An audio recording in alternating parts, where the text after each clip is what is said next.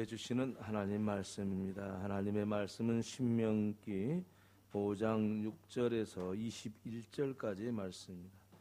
주보에 잘못 기록되어 있으면 합니다.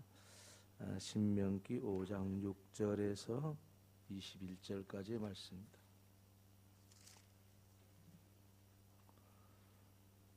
구약성경 269면 신명기 5장 6절 말씀부터 21절까지의 말씀입니다. 봉독해 드리겠습니다. 나는 너를 애굽 땅 종되었던 집에서 인도하여 낸 내 하나님 여호와라. 나 외에는 다른 신들을 네게 두지 말지니라. 너는 자기를 위하여 새긴 우상을 만들지 말고 위로 하늘에 있는 것이나 아래로 땅에 있는 것이나 땅 및 물속에 있는 것에 어떤 형상도 만들지 말며 그것들에게 절하지 말며 그것들을 섬기지 말라. 나 내 하나님 여호와는 질투하는 하나님인즉 나를 미워하는 자의 죄를 갚되 아버지로부터 아들에게로 3, 4대까지 이르게 하거니와 나를 사랑하고 내 계명을 지키는 자에게는 1000대까지 은혜를 베푸느니라. 너는 내 하나님 여호와의 이름을 망령되이 일컫지 말라. 나 여호와는 내 이름을 망령되이 일컫는 자를 죄 없는 줄로 인정하지 아니하리라. 내 하나님 여호와가 네게 명령한 대로 안식일을 지켜 거룩하게 하라. 여섯 동안은 힘써 내 모든 일을 행할 것이나 일곱째 날은 내 하나님 여호와의 안식일인즉 너와 내 아들이나 내 딸이나 내 남종이나 내 여종이나 내 소나 내 낙이나 내 모든 가축이나 내 문 안에 유하는 객이라도 아무 일도 하지 못하게 하고 내 남종이나 내 여종에게 너같이 안식하게 할지니라. 너는 기억하라. 네가 애굽 땅에서 종이 되었더니 내 하나님 여호와가 강한 손과 편팔로 거기서 너를 인도하여 내었나니 그러므로 내 하나님 여호와가 네게 명령하여 안식일을 지키라 하느니라. 너는 내 하나님 여호와께서 명령한 대로 내 부모를 공경하라. 그리하면 내 하나님 여호와가 네게 준 땅에서 내 생명이 길고 복을 누리리라. 살인하지 말지니라. 간음하지 말지니라. 도둑질하지 말지니라. 내 이웃에 대하여 거짓 증거하지 말지니라. 내 이웃의 아내를 탐내지 말지니라. 내 이웃의 집이나 그의 밭이나 그의 남종이나 그의 여종이나 그의 소나 그의 낙이나 내 이웃의 모든 소유를 탐내지 말지니라. 아멘. 어버이 주일입니다. 어버이 주일을 맞이해서 여러분 가정과 특별히 여러분의 부모님에게 하나님의 큰 은혜가 있어서 영육간에 강건하기를 주님의 이름으로 축원합니다. 효도한다는 것은 무엇일까라고 많이들 생각하셨을 텐데요. 성경은 효도는요, 예수 믿는 사람이 하나님 중심으로 살듯이 자식이 부모님 중심으로 사는 것이 효도라고 말씀하고 있습니다. 그 말을 들으니까 얼마나 부담스럽습니까? 지금까지는 부부 중심으로 살거나 또 아이들 중심으로 살아왔는데 효도라는 것은 부모님 중심으로 사는 것이 효도라고 성경에서 말씀한다고 하니 부담스럽기는 할 것 같습니다. 그런데 어쩌겠습니까? 성경에 있는 말씀 우리가 바르게 알아야 되고 또 이 말씀대로 살았을 때 하나님의 은혜와 축복을 누리며 사는 복된 인생이 되니 이 말씀을 부담스럽게 여기지 말고 오늘 말씀을 통해서 저와 여러분의 삶을 수정하는 계기가 꼭 되기를 바랍니다. 하나님 중심으로 살아야 신앙생활을 잘한다고 말할 수 있지 않겠습니까? 하나님을 믿는다 하면서도 세상 중심으로 살고 나 중심으로 살고 물질 중심으로 살고 그러면은 그 사람 보고 어떻게 믿음이 있다고 말할 수 있겠습니까? 부모님에게 효도한다고 하면서 부부 중심으로 자녀 중심으로 이 세상의 그 무엇을 중심으로 삶을 살고 부모님은 뒷전이라고 한다면은 그게 무슨 효도이겠습니까? 아무리 좋은 옷을 사주고 맛있는 음식을 입혀드리고 먹이게 하신다 할지라도 그것은 아주 사소한 것에 불과한 겁니다. 중요한 것은 우리 생각과 우리 말과 행동 속에서 하나님 중심이듯이 부모님 중심으로 살아야 그것이 효도의 길로 갈 수 있는 길이고 또 효도할 수 있는 사람이 되는 겁니다. 사람들이 생각을 하기를 효도는 우리 유교에서 말하거나 우리 미풍양속에서 말하듯이 도덕적인 것으로 생각하기가 쉽습니다. 근데 성경은 결코 그렇지 않습니다. 성경은 도덕적인 수준을 뛰어넘어서 이것은 믿음의 세계를 이야기하고 있는 것입니다. 그래서 사실은 부모님에게 효도한다는 것은 진짜 하나님을 믿지 않는 사람은 못합니다. 조금 훌륭한 사람이 있을 수 있습니다. 다른 사람에 비해서 부모님을 극진히 생각하신 분들이 있을 수 있습니다. 그러나 본질적으로는 부모에게 효도를 한다고 하지만은 그것이 다 효도이겠는가 할 수 있는 의문을 던질 수가 있는 겁니다. 우리가 믿음 생활을 한다는 것은 뭐냐면은 예수님께서 우리를 위해 십자가에서 죽으시고 우리를 위해서 다시 부활하신 그 예수 그리스도를 중심으로 사는 것, 그것이 믿음 생활 아닙니까? 우리 역시도 마찬가지예요. 효도를 한다는 것은 바로 부모님이 우리를 낳아주시고 우리를 길러주시고 그렇지 않았다 할지라도 부모님으로 인해서 내가 세상에 존재하니까 부모님 중심에서 살았을 때 비로소 부모님의 생각을 우리가 알 수 있고 바른 효행을 할 수 있다, 이렇게 말씀드릴 수가 있겠습니다. 그 증거로서 오늘 제가 십계명을 읽었습니다. 본문의 말씀으로. 그 십계명 속에 5째 계명이 내 부모를 공경하라 하는 말씀이 들어있습니다. 아니 무슨 십계명 속에가 내 부모를 공경하라는 말이 있으면 되겠습니까?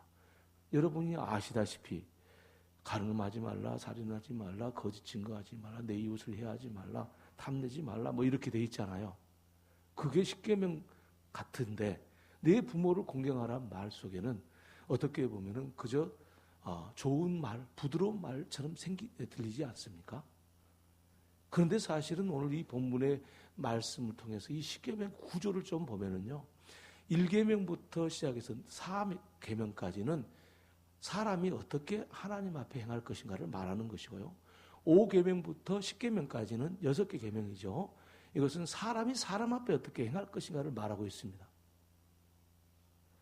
그런데 하나님에 대해서 어떻게 사람이 행할 것인가를 말할 때 첫 번째 계명이 모든 것을 대표하지요. 나 외에는 다른 신들을 네게 두지 말지니라. 아니 하나님 외에 다른 신을 두고 어떻게 하나님을 향해 한 믿음이 생길 수 있겠습니까? 그건 불가능한 일입니다. 이 말은 무슨 뜻인 거니? 나 외에 다른 신을 네게 두지 말지라는 그 말씀은 하나님 중심으로 살아라 이거예요. 하나님이 중심이 되어서 살아라. 그것보다 더 중요한 말이 어디 있습니까? 이것이 하나님을 향해서 우리가 어떻게 행동할 것인가를 말씀해 주신 것이고요. 두 번째, 사람을 향해서 어떻게 행동할 것인가는 5번째 계명부터 시작합니다. 그 5번째 계명은 내 부모를 공경하라, 그런 말씀인데, 그 내 부모를 공경하게 되는 사람은 어떻게 되냐? 나머지 6째, 7째, 10째 계명까지 다 지킬 수가 있어요. 그런데 내 부모를 공경하라는 말씀을 무시하면은 모든 것을 다 못 지켜요. 나머지 6개 계명, 5가지 계명을. 그러니까 십계명의 구조를 봐도 하나님께서 원하는 것은 뭐냐 하면은 하나님 중심으로 살듯이 부모 중심으로 사는 것은 동등하게 여겼어요. 이거를 따로 떼놓지 않았습니다. 하나님 공경한 거나 부모 공경한 건 똑같은 겁니다.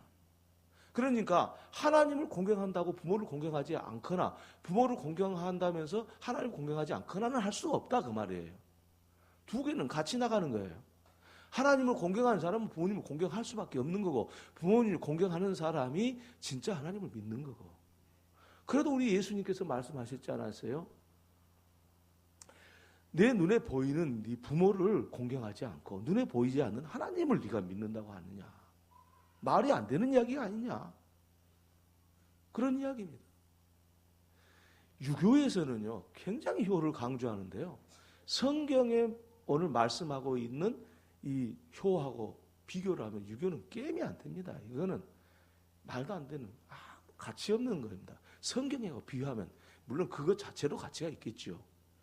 성경하고 비교하면 이건 상상도 못한 거예요. 유교는요, 도덕적인 거예요. 사람들 앞에서 부모를 효를 하는 거예요. 그런데 우리는 신앙이에요, 신앙. 그래서 내 부모를 공경하라는 이 말씀대로 살 수 있는 사람은 예수 믿는 사람만 가능한 거예요.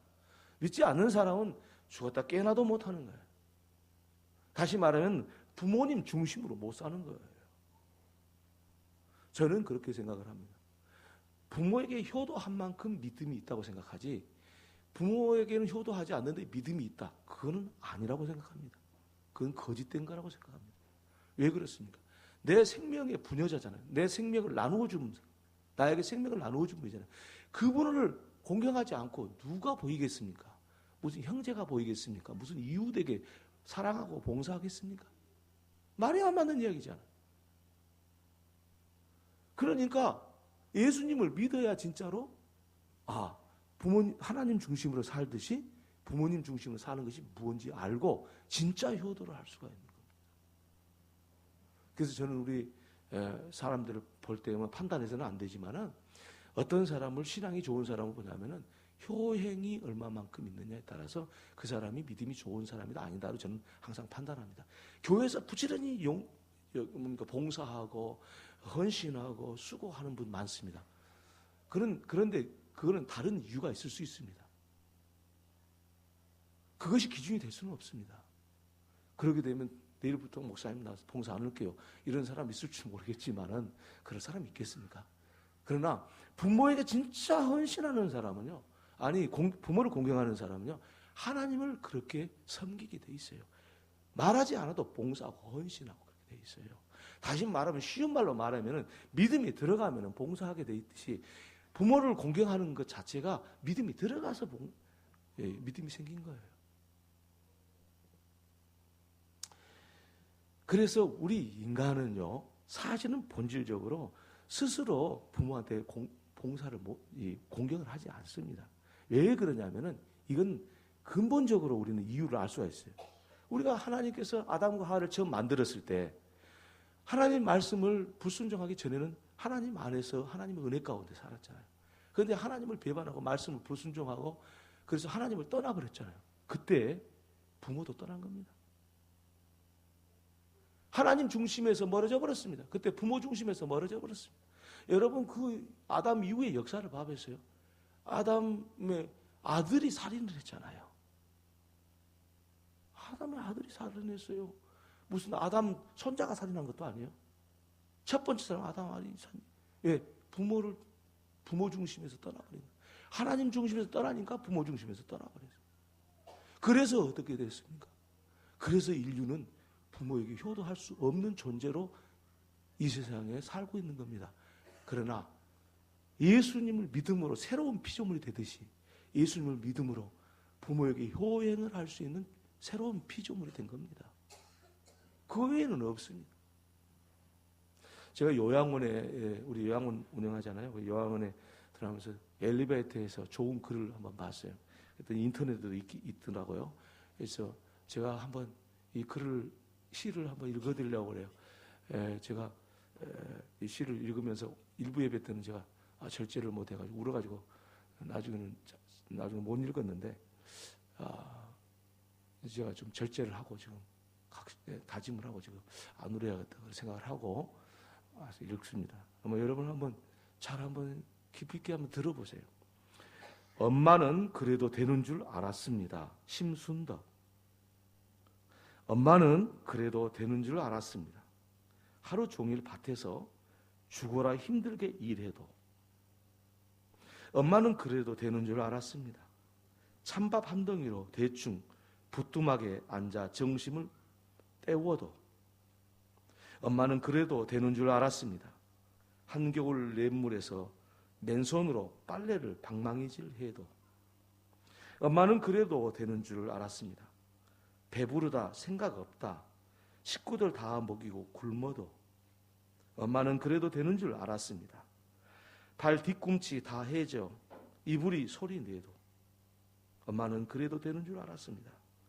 손톱이 깎을 수조차 없이 닳고 문지러져도 엄마는 그래도 되는 줄 알았습니다. 아버지가 화내고 자식들이 속 썩여도 전혀 끄떡없는 엄마는 그래도 되는 줄 알았습니다.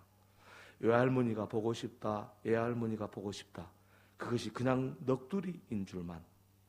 한밤중 자다 깨어 방구석에서 한없이 소리 죽여 울던 엄마를 본 후론 엄마는 그러면 안 되는 것이었습니다.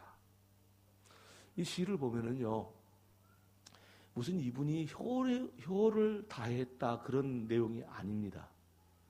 어떻게 보면은 지금까지 불효하면서 살았다는 것을 이야기하고 있습니다. 그런데 이 시가 우리에게 감동을 주는 것은 뭐냐면은 내가 불효한 줄을 몰랐다고 하는 사실을 인정하는 겁니다. 우리 말로 좀 바꿔서 말하면 회개하는 겁니다. 한밤중 깨어 방구석에서 한없이 소리 죽여 울던 엄마를 본 후론 엄마는 그러면 안 되는 것이었습니다. 그때서야 그 모습을 보고 깨달았다는 이야기를 말씀하고 있습니다. 우리들은 부모에게 효도할 수 있는 것처럼 생각합니다. 착각하지 마십시오. 믿은 만큼만 부모에게 효도합니다. 부모를 공경하는 사람은 그가 믿음이 있을 때, 곧 하나님의 새로운 피조물로 거듭났을 때 비로소 부모를 공경하는 것이 무엇인지를 알 수가 있습니다. 왜입니까? 하나님을 공경하지 않고는 부모를 공경한다는 것이 뭔지 모를 뿐 아니라 부모를 공경한다고 해도 하나님을 공경하지 않으면 부모를 공경하는 것이 또 뭔지 모르기 때문입니다. 그래서 우리 모든 사람들은 하나님의 말씀으로 거듭나서 하나님의 구원 생명을 가진 이후에야 비로소 부모님을 공경할 수 있는 효를 행할 수 있다는 사실을 성경이 거듭거듭 강조를 하고 있습니다. 오늘 본문의 말씀에 보니까요, 이 본문의 말씀 중에 1계명부터 시작해서 5계명까지는 엘로힘이라는 말이 있습니다. 엘로힘이라는 말은 하나님이란 뜻입니다.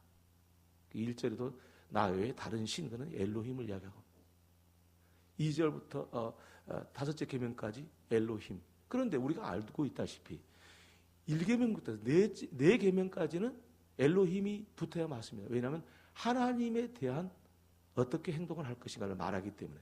5째 계명은 그러지 않습니다. 이거는 사람을 향하여 어떻게 행동할 것인가를 말했기 때문에 엘로힘이라는 말을 안 들어가야 맞는데 5째 계명은 하나님이란 말이 2번이나 들어가요. 엘로힘이란 말이 오늘 본문에도 그렇게 나왔지 않았어요?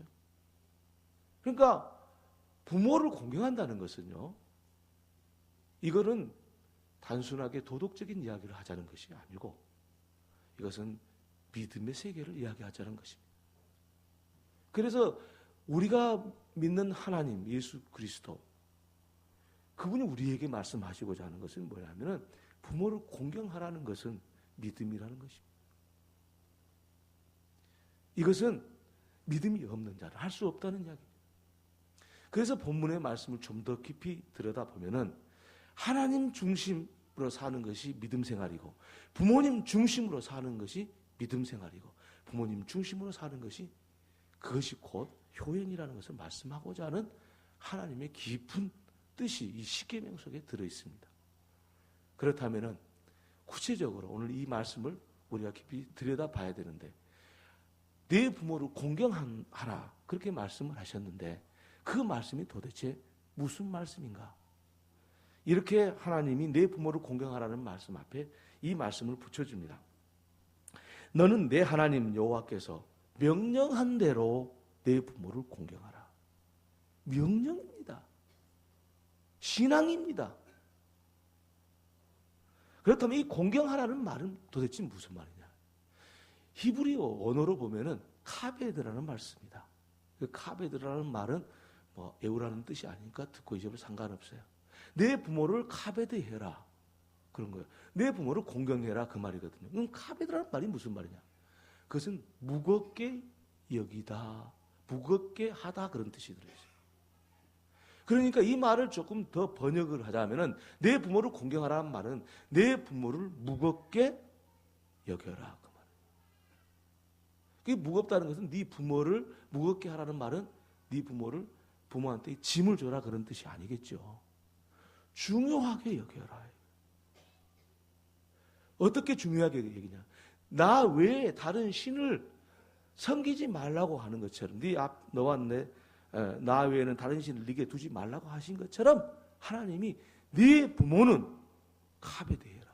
네 부모를 가장 중요하게 여겨라. 네 부모를 중심으로 살아라.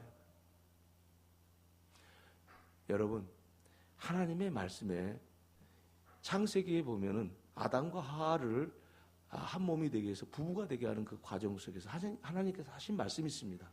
너희는 네 부모를 떠나 한 몸을 이룰지니라. 가정을 세울 때 하신 하나님 말씀입니다.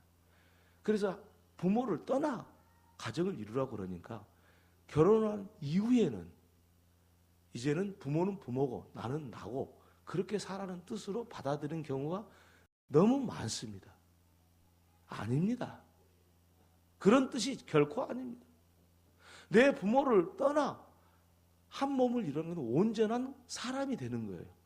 남자와 여자가 만나 결혼을 함으로써 부모와 그 결혼하기 이전에는요 효도하는 거 아닙니다. 왜냐하면 부모가 그 자식에게 신경을 많이 쓸 수밖에 없습니다. 결혼하면은 이제 부모는 자식을 독립시켜서 자식을 좀 걱정을 놓을 수가 있어요. 결혼하면은. 근데 그러기 전에는 염려하고 걱정이 됩니다. 그러니까 진짜 결혼을 해야 되는 이유가 이 성경적인 겁니다. 부모하고 함께 살면은요 효도가 안 됩니다. 할 수가 없습니다. 자기는 효도한다고 하지요. 왜 못합니까? 그러나 부모는 염려하고 걱정하는 겁니다. 그래서 흔히들 그러잖아요. 내 아들을 내 딸을 내 눈을 감기 전에는 결혼을 시키고 싶다고. 왜 그렇습니까? 그 말이 왜 나옵니까? 다 그런 이유입니다. 효를 다 하는 것은 가정을 이루어서 효를 시작하는 겁니다. 이제 부부가 되어서 가정을 시작했으면 이제는 효를 시작하는 거예요. 왜? 이제는 부모로부터 독립해서 부모에 대해서 부모를 효혜를 할 수 있는 기회가 시작이 된 거예요. 그런데 오늘날 어떻습니까? 가정을 이루어서 부부가 되면은 부모는 빠이빠이예요. 뒷전이에요. 뒷전. 부모 중심이 아니에요. 이제는. 사실은 결혼하기 전에도 부모 중심이 아니었어요. 그리고 결혼한 후에는 드디어 겉으로 드러내면서 부모 중심이 아니에요. 이게 오늘날 세태예요. 유교에서는 그것을 말하지 않아요.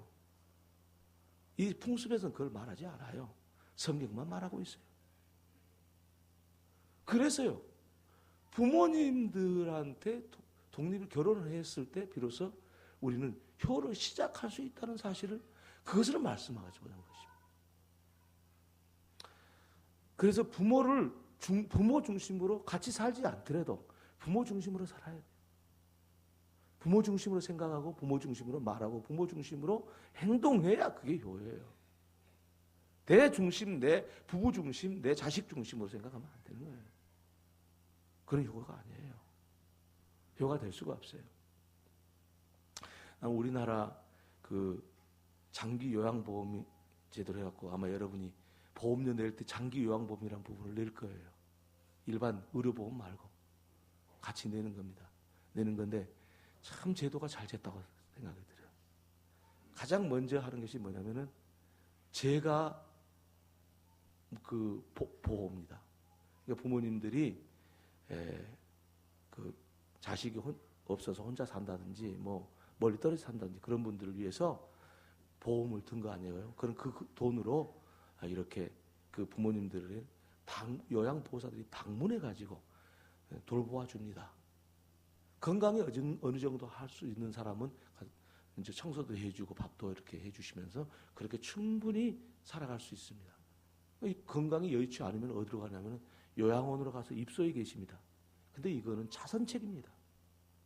할 수만 있으면 집에 모셔서 내가 시간이 부족하다면 요양보호사를 통해서 이렇게 도움을 받아서 부모 모신 게 정상입니다. 요양원에 가는 것이 정상이 아닙니다. 그건 자선책입니다. 우리 교회에서 이렇게 요양원을 하고 있습니다만, 저도 우리 어머니가 지금 요양원에 계시는데, 어머니한테 가서, 이제, 처음에 보니까 우리 동생의 집에서 자꾸 이렇게 지금까지 평생 사셨거든요. 근데 이제, 힘드니까, 모시기 힘드니까 요양원을 모셨어요. 모셨는데, 집에만 가고 싶다고 그러는 거예요. 몇 주간을 그러시더라고. 그래서 제가, 어머니, 그러면 안 되고, 잘 지내지. 여기 계셔야 어머니가 편하다고. 이해를 시키는데, 그래도 걱정을 하고 있어요. 뭐 때문에 걱정한가 했더니, 돈 내는 것 때문에 걱정을 하셨더라고요. 내가 있으면 병원에 입원하고 그러면 돈 되는 것 때문에 걱정을 하시더라고요. 어머니, 걱정하지 마시라고. 국가에서 다 주니까 걱정하지 말라고. 조금 거짓말을 좀 쳤습니다. 조금 내야 되거든요. 한 10% 내잖아요. 그런데, 그러고 나서 이제, 좋아졌은 것 같아서, 어머니 지내실만 하시죠? 이랬더니 뭐라고 하냐면은, 우리 어머니가, 여기서 살다 죽으면 돼. 걱정하지 마. 그러더라고요. 마음이 너무너무 아팠습니다. 그러니까 당신은 나 여기 죽으러 온다고 생각한 거예요. 우리는 좀 더 일상생활을 해야 되고 24시간 붙어 있을 수 없고 그러니까 이제 이런 방법을 선택했는데 그럼 그렇게 되더라고요. 야, 요양원은 자선책이지 이거 요양원에 들어간 것이 능사가 아니다. 그 생각이 들면서 좀 마음이 아프더라고요.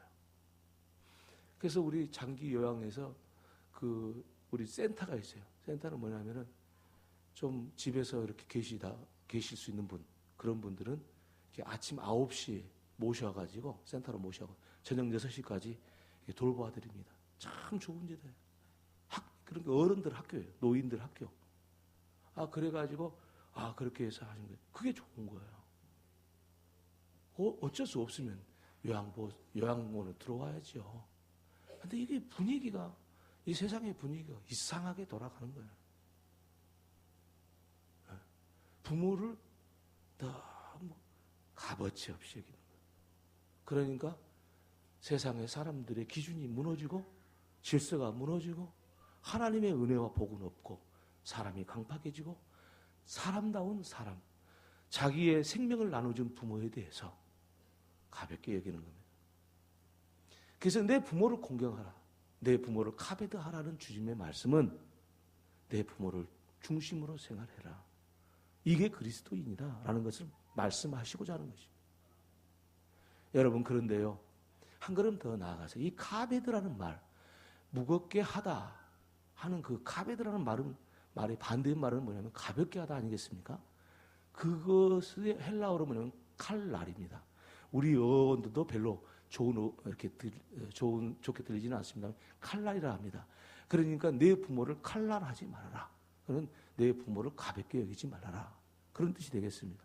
카베드하고 반대는 말입니다. 근데 이 칼날이라는 말 속에는 무슨 뜻이 들어있냐면요, 가볍게 여기다라는 이 칼날의 의미 속에는 저주하다 같은 말이에요. 저주하다는 말. 그러니까 너희 부모를 칼날하지 말아라. 너희 부모를 가볍게 여기지 말라는 말을 다시 번역을 하자면 내 부모를 저주하지 말아라. 내 부모를 가볍게 여기는 사람은 네 부모를 저주한 거다. 네 부모의 생각과 내 부모의 말과 내 부모를 위한 행동을 하지 않고 부모를 가볍게 여기는 사람은 네 부모를 네가 저주한 거야. 그런 말이에요. 여러분, 사람이 사람다워야지 부모를 저주하면 되겠습니까? 그런데 우리는 그걸 모르고 산단 말이죠. 제가 가장 듣기 싫어하는 것이 뭐냐면은 특별히 며느리들이 어머니 이거 하세요, 저거 하세요, 식사하세요. 뭐 좋지요. 명령하지 좀 마세요. 어머니가 어떻게 여러분을 명령받아야 됩니까? 그거 참 듣기 싫어요. 우리가 어떻게 어머니한테 명령합니까? 아무리 귀가 안 들리고 인지 능력이 떨어지고 뭔 불편하신 분이라도 어떻게 명령을 할 수가 있습니까? 우리 교인들한테도 내가 가끔 들었어요. 그래서 차마 그 앞에서 말을 못했어요. 그런데 요양보호사들한테 내가 그걸 많이 들어요. 옆에서 보면 당신 어머니가 아니니까 그러긴 하겠지만 밤 식사하셔야 돼요. 얼른 잡수세요. 이렇게 막 좀 공손하게 하면 안 됩니까? 내 어머니처럼 거기 써졌던 만 보니까 영안에 들어가니까 내 어머니처럼 그렇죠? 명령하면 안 돼요. 어른한테. 그런 문제가 생기는 거예요. 그건 가볍게 얘기해서 그런 거예요. 칼날해서 그러는 거예요. 그래서 뭐냐? 사람을 저주하는 거예요. 명령하는 거는. 어른을 명령하는 거예요. 그래서 우리는 꼭 기억해야 됩니다. 그것이 뭐냐? 우리는 부모를 공경한다는 것은 바로 우리 삶에서 그대로 적용해야 됩니다. 하나님 중심으로 사는 것이 믿음이듯이 부모를 중심으로 사는 게 그게 효도고 기준이 그거입니다. 그것이 아니면 효도 안 하는 겁니다.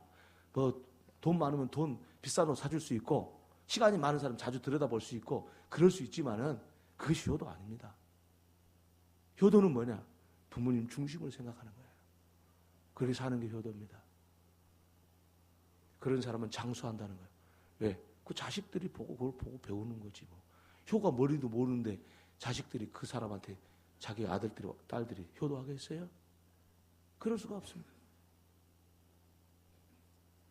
오늘 제가 글을 또 하나 읽으려고 합니다. 시처럼 써놓은 건데 사랑하는 아들 딸들아 라는 제목인데요.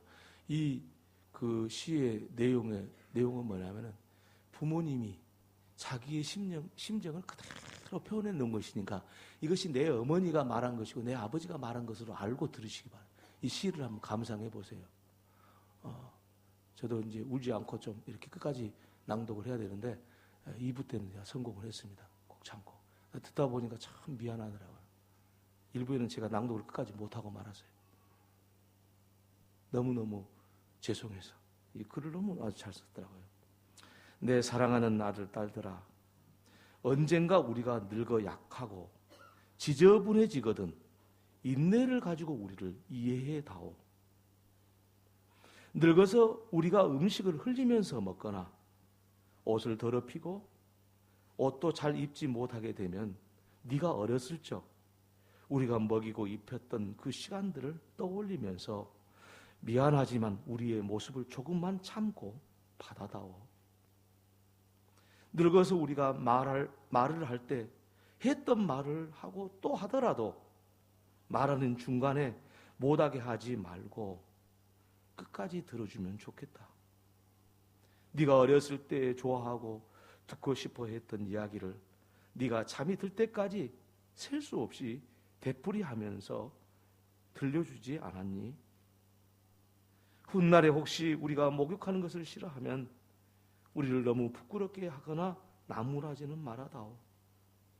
수없이 핑계를 대면서 목욕을 하지 않으려고 도망치던 너를 목욕시키려고 따라다니던 우리의 모습을 기억하고 있니?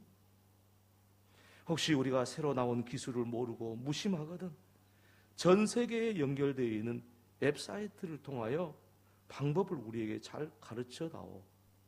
우리는 네게 얼마나 많은 것을 가르쳐 주었지 않니? 상하지 않는 음식을 먹는 법, 옷을 어울리게 잘 입는 법, 너의 권리를 주장하는 방법 등 점점 기억력이 약해진 우리가 무언가를 자주 잊어버리거나 말이 막혀 대화가 잘 안 될 때면 기억하는 데 필요한 시간을 좀 내어주지 않겠니? 그래도 혹시 우리가 기억을 못 해내더라도 너무 염려하지는 말아다오. 왜냐하면 그때 우리에게 가장 소중한 것은 너와의 대화가 아니라 우리가 너와 함께 있다는 것이고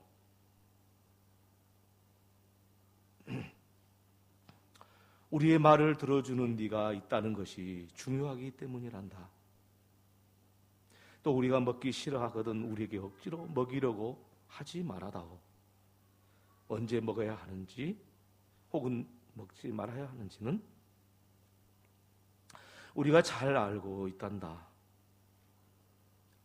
다리가 힘이 없고 쇠약하여 우리가 잘 걷지 못하게 되거든 지팡이를 짚지 않고도 걷는 것이 위험하지 않게 도와줄 수 있니? 네가 뒤뚱거리며 처음 걸음마를 배울 때 우리가 네게 한 것처럼 내 손을 우리에게 빌려다오. 그리고 언젠가 나중에 우리가 더 이상 살고 싶지 않다고 말하면 우리에게 화내지 말아다오. 너는 언젠가 우리를 이해하게 될 때가 될 테니 말이다. 노인이 된 우리의 나이는 그냥 단순히 살아온 것을 이야기하는 것이 아니라 우리가 어떻게 생존해 있는가를 말하고 있음을 이해해다오. 비록 우리가 너를 키우면서 많은 실수를 했어도 우리는 부모로서 줄 수 있는 가장 좋은 것들과 부모로서 보여줄 수 있는 가장 좋은 삶을 너에게 보여주려고 최선을 다했다는 것을 언젠가는 너도 깨닫게 될 것이다. 사랑한다, 내 사랑하는 아들, 딸들아. 네가 어디에 있든지 무엇을 하든지 너를 사랑하고 너의 모든 것을 사랑한단다. 늙은이가 돼가는 어느 부모의 편지. 저는 감동이 좀 듭니다만 또 여러분은 별로 감동이 안 되는 것 같기도 합니다. 근데 또 감동된 사람도 있을 거예요. 근데 보세요. 우리가 부모님 앞에 효도를 한다는 것은 그것은 우리가 진짜 새 사람이 안 되고는 안 되는 겁니다. 예수를 믿어서 새로운 피조물이 돼야 부모에게 효를 할 수. 이유는 뭐냐면은 우리는 본래적으로 부모에게 불효할 수밖에 없는 존재로 태어났기 때문입니다. 그래서 여러분, 부모에게 효를 다하는 그런 믿음을 갖고자 한다면은 하나님을 믿는 믿음에 바로 서기를 바라고, 그랬을 때 비로소 우리는 부모에게 어떻게 효도할 것인가를 보인다는 것을 아시고 이 믿음으로 살면은 다 효자들이 다 될 줄로 압니다. 그렇게 되기를 주의 이름으로 축원합니다. 기도하겠습니다. 하나님, 우리 아버지, 우리는 부모에게 효도한 줄 알았었습니다. 그리고 효도할 수 있는 줄로 알았었습니다. 그런데 오늘 내 부모를 공경하라는 말씀을 듣고 보니 우리는 부모님 중심으로 살지 않았고 그러면서도 효도하는 것처럼 생각하며 살았습니다. 회개합니다. 용서해 주옵소서. 그래야 이제는 하나님 중심으로 사는 것이 믿음 생활이듯이 어머니, 아버지 중심으로 삶으로써 믿음의 삶을 사는 저희들 되게 해 주옵소서. 예수님의 이름으로 기도 올리옵나이다. 아멘.